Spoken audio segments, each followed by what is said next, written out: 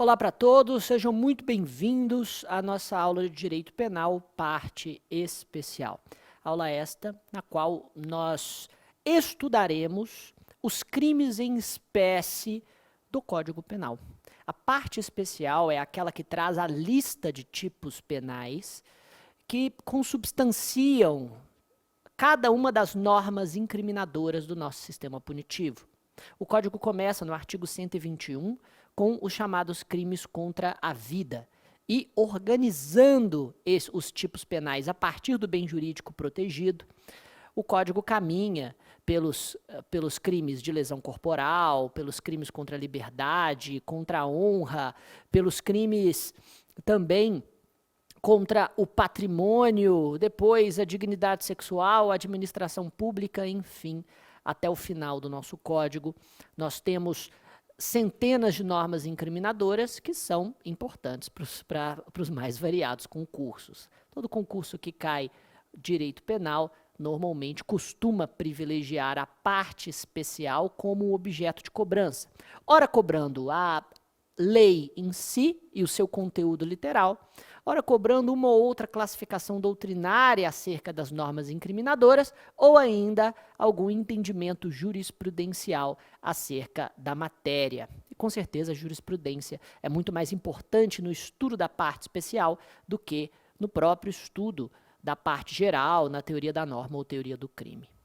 Antes de afirmarmos como nossa explanação, nossa exposição vai proceder, nós vamos passar aqui muito rapidamente por aqueles livros que eu considero os mais interessantes para estudar a parte especial, do Código Penal.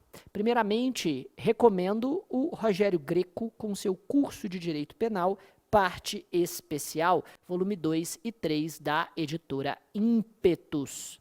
O Greco foi procurador de Justiça do Ministério Público de Minas Gerais e ele escreve para a preparação para concurso público há algumas décadas. E tem um livro que na parte especial, hoje se organiza em 2 volumes, no volume 2 e 3, e tem um conteúdo bastante interessante, bastante voltado para preparação para concurso público e muito fácil de entender, muito didático.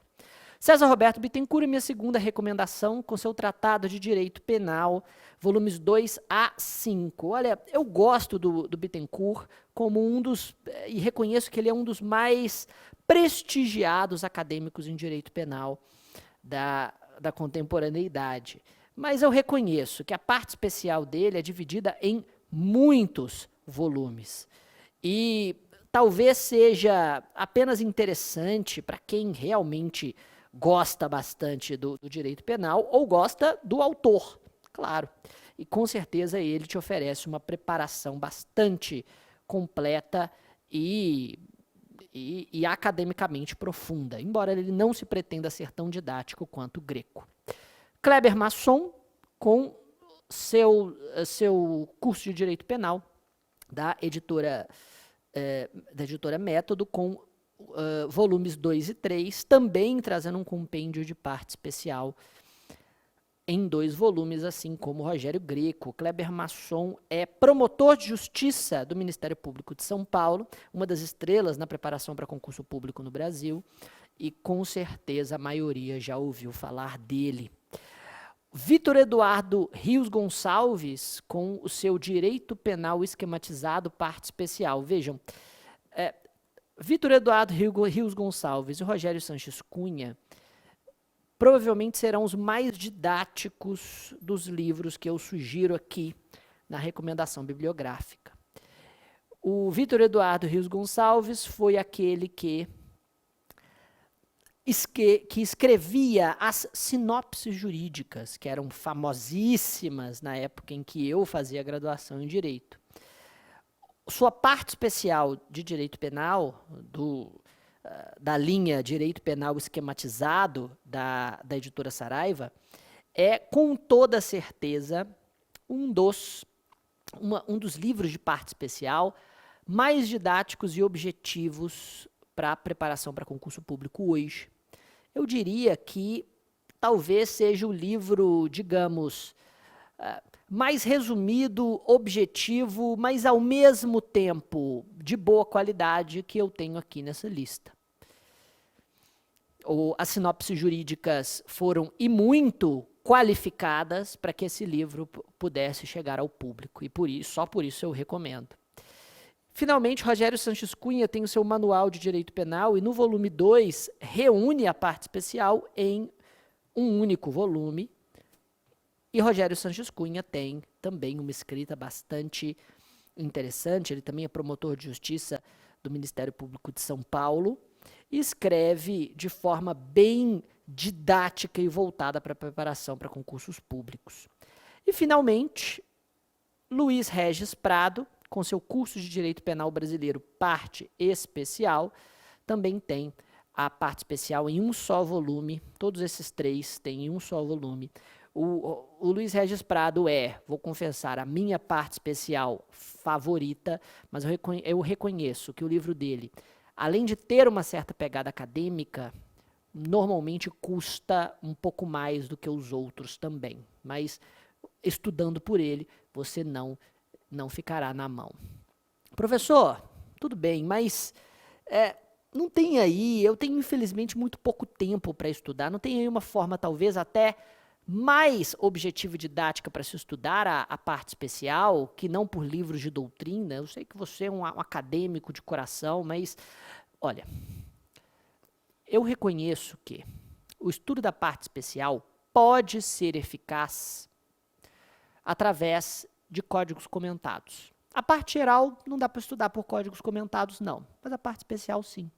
Porque, como nós vamos ver nos próximos minutos, o estudo da parte especial consiste no estudo das classificações e dos elementos constitutivos de cada um dos tipos penais da parte especial.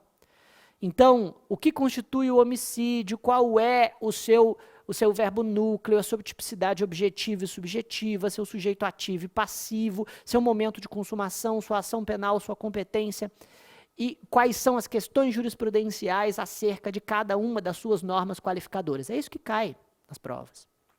E isso, um Código Penal comentado pode lidar bastante, de forma bastante satisfatória. E, portanto, eu recomendo o Código Penal comentado do Rogério Sanches Cunha, também pela Juspodium. É o chamado Código Penal comentado para concursos da Juspodium, e ele já terá o essencial para você encarar a parte especial de forma bastante satisfatória. Kleber Masson também tem um bom Código Penal comentado e o próprio Rogério Greco também tem. Você pode variar entre esses códigos, entre esses autores e ter uma boa referência bibliográfica. Estuda só por sinopse, não. Justamente porque, hoje em dia, uma integração entre lei, doutrina e jurisprudência é muito importante para as provas. E a sinopse não necessariamente vai conseguir te entregar isso. Um bom código comentado vai. E o meu favorito é de Rogério Sanches Cunha, embora reconheça que outros também consigam fazer o que ele fez. Se eu não me apresentei no início, me apresento agora. Meu nome é Francisco Menezes, eu sou mestre e doutorando em Direito Penal pela PUC Minas, professor na preparação para concursos públicos e também em graduação e pós-graduação há mais de uma década na cidade de Belo Horizonte, além de advogado inscrito na OAB em Minas Gerais. Pois bem, senhores, nós vamos então para o estudo da parte especial. E, é claro, nós vamos começar nos crimes contra a vida, que é o primeiro capítulo do título 1 da parte especial, título 1 que coincide com os crimes contra a pessoa. Estudaremos, portanto, os crimes contra a pessoa dentro dos crimes contra a vida, depois passaremos ao estudo da lesão corporal, depois veremos um pouco dos crimes contra a honra e finalizaremos este primeiro título do Código Penal em um total de 6 blocos. Nosso estudo precisa ser conduzido da seguinte forma. Primeiro, nós estudaremos a tipicidade objetiva daquela norma incriminadora. Ou seja, qual é a conduta, qual é o verbo nuclear que define a ação ou a omissão típica. E como se pratica aquele crime. O que exatamente o tipo penal está criminalizando. Quais são os elementos objetivos que perfazem o tipo penal? Qual é o objeto material? Enfim, estudaremos o núcleo e os objetos, os modos, os meios de execução. Primeiro, isso compõe a chamada tipicidade objetiva. Em seguida, veremos qual é o bem jurídico tutelado, em outras palavras, qual é a objetividade jurídica daquele tipo penal. Isso nem sempre é tão simples assim. Estudaremos, então, o sujeito ativo e o sujeito passivo. Isto é, quem pode praticar o crime? É um crime comum que qualquer pessoa pode praticar? É um crime próprio que exige qualidade do sujeito ativo? É um crime de mão própria que descreve uma conduta infungível? Estudaremos o sujeito passivo. Quem é o titular do bem jurídico tutelado por aquele tipo penal? Qual é, portanto, a vítima? E, por exclusão, quais pessoas não podem ser? Em seguida, veremos o tipo subjetivo, isto é, o crime é praticado através de dolo? Somente dolo direto ou também dolo eventual? Tem modalidade culposa? Finalmente, veremos a consumação e a tentativa. Qual é o momento consumativo do crime? Ele se consuma a depender de um resultado naturalístico? Ou é um crime formal? Ou de mera conduta? Finalmente, veremos a ação penal e a competência. É um crime de ação penal pública incondicionada ou condicionada? Ou privada? Quem é o juízo competente normalmente para julgá-lo? Já que estas são as questões, estas são as temáticas, os tópicos que normalmente as provas abordam. Finalmente, nós estudaremos causas de aumento e diminuição de pena, além das qualificadoras, e estabeleceremos aqui um relatório dos últimos informativos de jurisprudência acerca de cada um destes pontos. Ao invés de falar de jurisprudência ao final, eu vou falando ao longo dos temas, ao longo dos tópicos. É mais didático e a compreensão se torna mais interessante. Nesta aula, nos dedicaremos ao homicídio, suas qualificadoras e suas diversas modalidades. É bem possível que nós não terminemos o homicídio ainda neste bloco, já que é um crime extremamente vasto quanto às modalidades e às qualificadoras trazidas em lei. Mas terminaremos no próximo. Então passaremos à participação em suicídio ou automutilação, ao infanticídio, as modalidades de aborto e finalizaremos os crimes contra a vida. Depois caminharemos pela lesão corporal. Enfim, manteremos este mesmo método, este mesmo checklist na análise de todas as normas incriminadoras que são relevantes para as provas de concurso do nosso Código Penal. Tipicidade objetiva, o que inclui verbo núcleo e meios, modos de execução e objeto material. Sujeito ativo, sujeito passivo. Bem jurídico tutelado. Tipicidade subjetiva, consumação e tentativa, ação penal e competência. Qualificadoras, causas de aumento e diminuição de pena, pontuações jurisprudenciais, próximo tipo penal. Começaremos, então, do homicídio. O artigo 121 inicia a parte especial do Código, trazendo o homicídio simples. Matar alguém, pena, reclusão de 6 a 20 anos. Uma das normas mais enxutas do Código Penal, bem na pegada de um direito penal clássico, de um direito penal do século XIX, que justamente tipificava esses crimes comissivos de resultado naturalístico, como a gente chama. O homicídio tem, na sua conduta e na sua tipicidade objetiva, esse será sempre o primeiro dos tópicos, o verbo núcleo matar. Matar significa, para o direito, pôr fim às atividades encefálicas da vítima.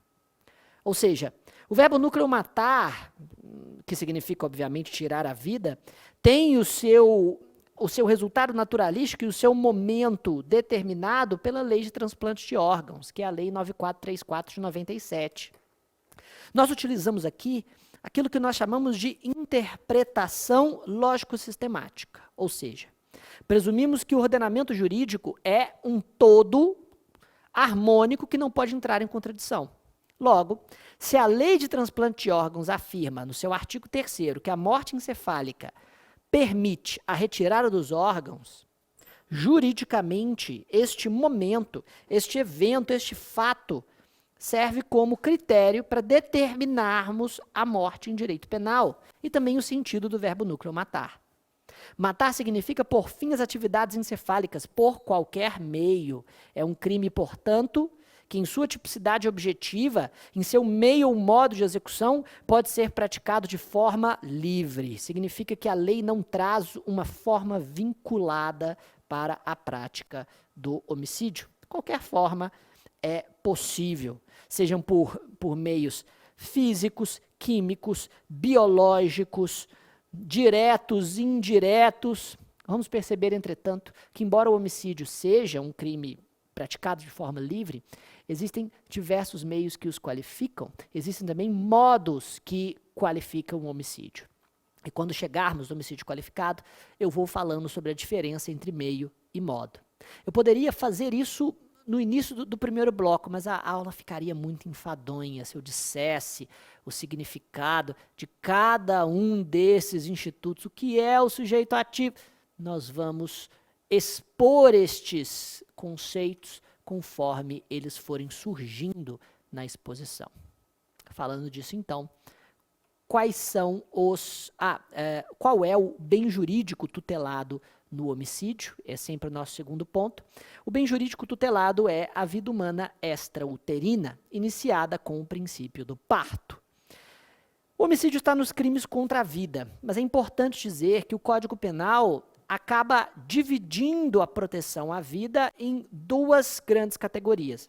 A vida humana extrauterina é tutelada pelos artigos 121, 122 e 123, enquanto que a vida humana intrauterina é tutelada pelos artigos 124, 125 e 126.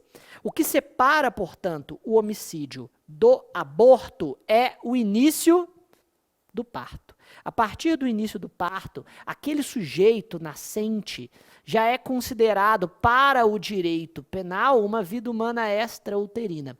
Eu não estou aqui entrando nos meandros daquela grande discussão entre natalistas e aqueles que defendem que a vida começa na concepção. Não vou aqui entrar nas discussões acerca do início da personalidade ou da vida humana, mas é absolutamente patente, claro, evidente que o Código Penal estabelece uma linha divisória entre vida humana intrauterina e extrauterina, e a doutrina majoritária afirma, e a jurisprudência referenda, que o que faz essa divisão é o princípio do parto. Existe duas grandes correntes acerca de quando exatamente temos o princípio do parto para o direito. Seria ou no rompimento do saco amniótico ou na dilatação do colo do útero. O rompimento do saco amniótico costuma ser aquilo que a doutrina majoritariamente aborda como o início do parto, e é isso que eu marcaria uma prova objetiva.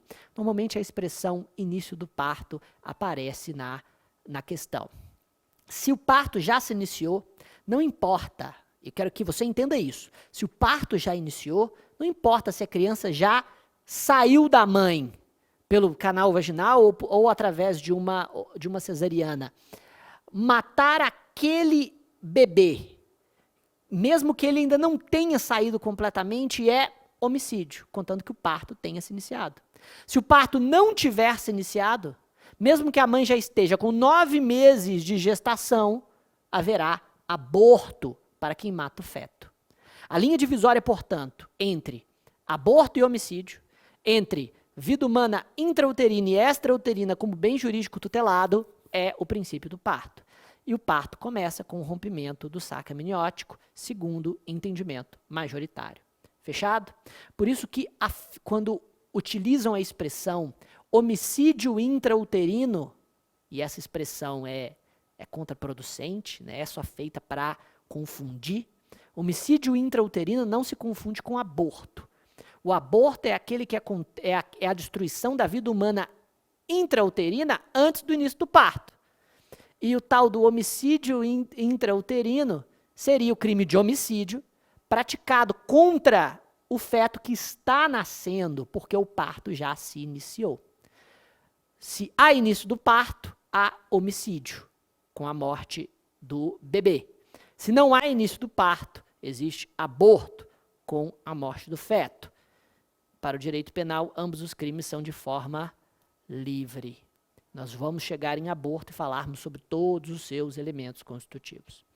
No que diz respeito aos sujeitos do homicídio, trata-se de um crime comum, ou seja, quanto ao sujeito ativo, qualquer pessoa pode praticar. Veja que o sujeito ativo é justamente o agente ou omitente que pratica o verbo nuclear do tipo. E os crimes normalmente se dividem em crimes comuns, próprios e de mão própria. Nos crimes comuns, qualquer pessoa pode praticar. O tipo penal não descreve qualidades do sujeito ativo. Nos crimes próprios, somente um punhado de pessoas pode praticar. Somente pessoas que têm qualidades específicas, como, por exemplo, ser a mãe de quem está sendo morto, ou ser funcionário público, ou ser proprietário, enfim. Já os crimes de mão própria são aqueles que, além de descrever uma qualidade específica do sujeito ativo, descrevem também uma conduta infungível, ou seja, uma conduta na qual o sujeito ativo não pode se fazer substituir. Só ele pode executar a conduta delitiva. É o que acontece, por exemplo, nos crimes de falso testemunho. Nos crimes de falso testemunho, somente a testemunha, o contador, o perito ou o intérprete podem praticar a ação nuclear, porque somente eles prestam depoimento perante a autoridade. Ah, professor, mas e se o advogado induzir a testemunha a mentir?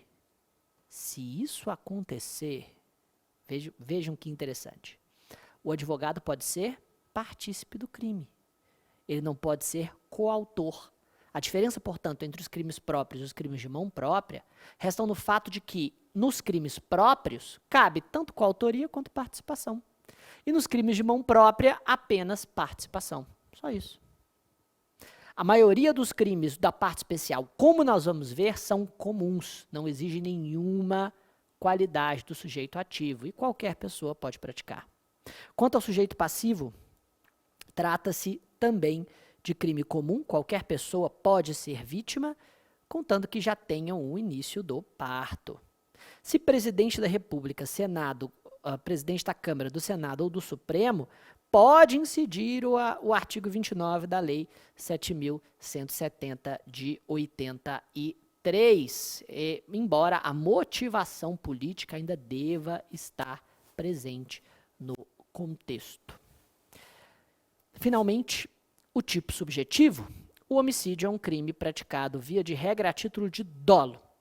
E o dolo, ou seja, a vontade consciente de praticar o crime, dolo que pode ser direto ou eventual, ocorre dolo direto quando o agente tem intenção de realizar o resultado descrito na norma, e dolo eventual quando o sujeito assume o risco de produzir o resultado descrito na norma. Esse dolo direto ou eventual é exigido no homicídio simples, no homicídio privilegiado e em todas as modalidades de homicídio qualificado. Entretanto, existe modalidade culposa para o homicídio. Existem duas modalidades culposas para o homicídio. Existe homicídio culposo no parágrafo 3º do artigo 121 e existe homicídio culposo na direção de veículo automotor, no artigo 302 do Código de Trânsito Brasileiro. A diferença entre esses dois homicídios culposos aí é bastante simples. No homicídio culposo do Código, o sujeito, através de imprudência, negligência ou imperícia, acaba gerando um resultado contra a vida de outrem. Enquanto que no homicídio culposo descrito no Código de Trânsito, a imprudência, negligência ou imperícia ocorre na direção de veículo automotor, em um carro, em uma moto, em um caminhão. Lembrando que a distinção ultrapassa a própria tipicidade. Isso porque no Código de Trânsito, que nós não estudaremos por não ser objeto do nosso estudo aqui, no Código de Trânsito, o tipo penal de homicídio possui um tratamento muito mais pesado. Não só a pena base é de 2 a 4 anos, como há qualificadoras que podem levar a pena para 5 a 8 anos, como, por exemplo, quando, por exemplo, o homicídio culposo é praticado na direção de veículo automotor por pessoa embriagada. Quanto à consumação e tentativa, o crime de homicídio é material, instantâneo e de efeitos permanentes. Crime material significa dizer que ele necessita de um resultado naturalístico para ocorrer. Crime material é aquele, portanto, que precisa de um resultado visível no mundo dos fatos. E o resultado do qual depende o homicídio é a cessação das atividades encefálicas, já falamos disso. Se existe cessação das atividades encefálicas, há consumação do homicídio. Se não existe, podemos ter tentativa. E sim, o homicídio é um crime que admite a tentativa de forma perfeitamente possível. Perfeitamente possível. Basta que a execução se inicie e o agente não chegue à consumação por motivos alheios à sua vontade. Ou seja, basta que ele pratique um ato capaz de matar alguém e, dolosamente, é claro, não existe tentativa de crime culposo, basta que ele pratique um ato capaz de matar alguém e não chegue à consumação por motivos alheios às suas intenções, à sua vontade. A maioria dos crimes do Código Penal aceitam a tentativa dentro desses termos. O crime é instantâneo porque a consumação se dá em um momento específico, ou seja, não se trata de um crime permanente. Crime permanente é aquele cuja consumação se prolonga no tempo por vontade do agente. E aqui não há prolongamento do tempo, da consumação no tempo por vontade do agente. A vítima permanecerá morta necessariamente e o agente não poderá retornar ao estado anterior das coisas. Por isso, trata-se de crime de efeitos permanentes. Os efeitos são permanentes quando o estado anterior das coisas não pode ser restaurado por vontade do sujeito ativo, e é o caso do homicídio. É um crime, portanto, instantâneo, a morte acontece a consumação vai acontecer com a morte, que é marcada pela cessação das atividades encefálicas em um momento específico, e ele é de efeitos permanentes porque não é possível retornar o estado anterior das coisas.